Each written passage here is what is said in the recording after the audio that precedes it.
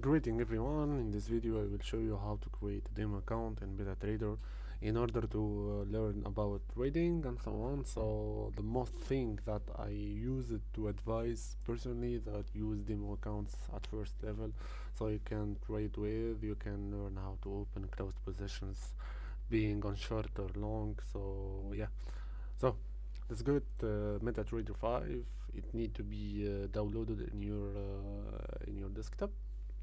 So first you need to go to file, open an account, then you will need to go to MetaQuets.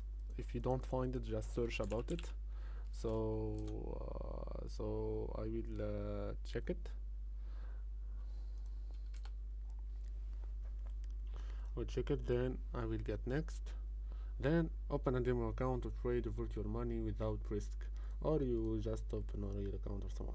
So you need to go to the next because you don't have any account, so you need to go next and that demo account. Here you will find anyone, so Taki, Mercer or something. Put a random birth date, the email, phone number, and so on.